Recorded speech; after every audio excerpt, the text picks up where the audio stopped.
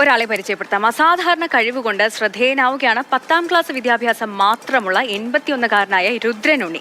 Gregorian calendar പ്രകാരം ഏത് വർഷത്തെയും ദിവസങ്ങളും ആഴ്ചകളും രുദ്രനുണ്ണിക്ക് നിമിഷങ്ങൾ കൊണ്ട് കണ്ടെത്താൻ കഴിയും. കാര്യം കുറച്ച് കടുപ്പമാണെങ്കിലും എല്ലാം എളുപ്പത്തിൽ കണ്ടെത്താനുള്ള ഫോർമുലകൾ കയ്യിലുള്ളതുകൊണ്ട് ഈ 88-കാരനെ എല്ലാം നിസ്സാരമാണ്. തന്റെ ഫോർമുല ഉപയോഗിച്ച് സംസ്ഥാന വിദ്യാഭ്യാസ വകുപ്പിന് കീഴിലുള്ള SCERT പ്രസിദ്ധീകരിച്ച കലണ്ടറിലെ ഗുരുതരമായ 2 പിഴവുകളും അദ്ദേഹം കണ്ടെത്തി കഴിഞ്ഞു. ഒരു വർഷത്തിന് ദിവസം ക്രമീകരിക്കാൻ ജനുവരി 31, ഫെബ്രുവരി 28, March 31, April 30, May 31, July 30, August 31, September 31, December 31 എന്ന ക്രമത്തിൽ ദിവസങ്ങൾ നിശ്ചയിച്ചപ്പോൾ 365 ദിവസം അവസാനിച്ചു. ഈ 365 ദിവസം കഴിഞ്ഞപ്പോൾ ബാക്കി നിൽക്കുന്നത് 0.25 ദിവസമാണ്. അതായത് 1/4 ദിവസമാണ്. ഈ 1/4 ദിവസം 4 കൊല്ലം കൂടുമ്പോൾ ഒരു ദിവസം അധികമാകുന്നു. ഈ ഒരു ദിവസത്തെ 4ാം കൊല്ലത്തിലെ ഫെബ്രുവരി 28, 29 നിശ്ചയിച്ചു. അപ്പോൾ എല്ലാ 4ാം വർഷങ്ങളിലും ഫെബ്രുവരി 29 ഉണ്ടായിരിക്കാം.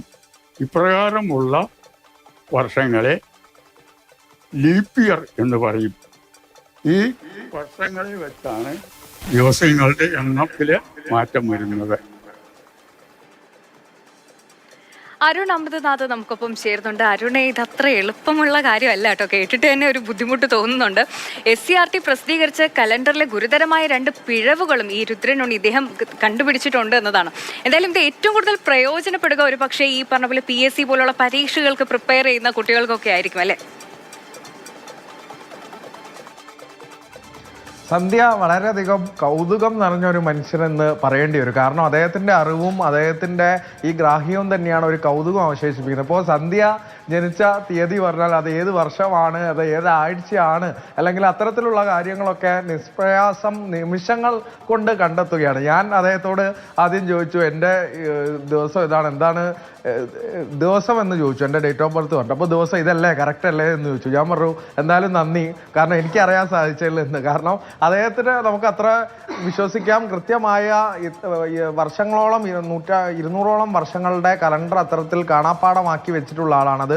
സന്ധ്യ തുടക്കത്തിൽ പറഞ്ഞതുപോലെ അത്ര എളുപ്പമുള്ള കാര്യമല്ല. ഒപ്പം തന്നെ ഏറ്റവും SCERTയുടെ കലണ്ടറിലെ പിഴവുകൾ തിരുത്തി എന്നുള്ളതാണ് ഏറ്റവും ശ്രദ്ധേയമായ കാര്യം. അത്തരത്തിൽ 2 പ്രധാനപ്പെട്ട കാര്യങ്ങളാണ്. ഫെബ്രുവരി മാസത്തെ ലീപ്പ് ഇയറുമായി ബന്ധപ്പെട്ട അധികം വരുന്ന വർഷത്തിലെ ഒരു പിഴവ് ചൂണ്ടിക്കാണിച്ചു. 2 പിഴവുകൾ അദ്ദേഹം ചൂണ്ടിക്കാണിച്ചത് SCERT അംഗീകരിക്കുകയും ചെയ്തിട്ടുണ്ട്. അപ്പോൾ അത്തരത്തിൽ ഒരു കാര്യത്തോട് നമുക്ക് അതിനോടുള്ള ഒരു പാഷൻ തന്നെയാണല്ലോ, അടങ്ങാത്ത അതിനോടുള്ള ഒരു ആകാംക്ഷയും ഒരു ത്വരയും ഒക്കെ തന്നെയാണ് അദ്ദേഹത്തിന് ഇത്രമേൽ ഒരു ഗ്രാഹ്യം അല്ലെങ്കിൽ ഇത്രമേൽ ഒരു അറിവ് അതിൽ നേടാൻ സാധിച്ചത് എന്ന് സംശയം നമുക്ക് പറയാൻ സാധിക്കും. അപ്പോൾ ഇനിയും അങ്ങനെയുള്ള യാത്ര തുടരുക തന്നെ ചെയ്യട്ടെ എന്നുള്ളതാണ്. ഒരു അറിവിൻ്റെ അത്തരത്തിലുള്ളൊരു മാതൃകയായി തന്നെ അദ്ദേഹത്തിന് രുദ്രനുണ്ണിക്ക് നിൽക്കാൻ സാധിക്കട്ടെ എന്നുള്ള. 81 വയസ്സായി, 10ാം ക്ലാസ് വിദ്യാഭ്യാസം മാത്രമാണുള്ളത്.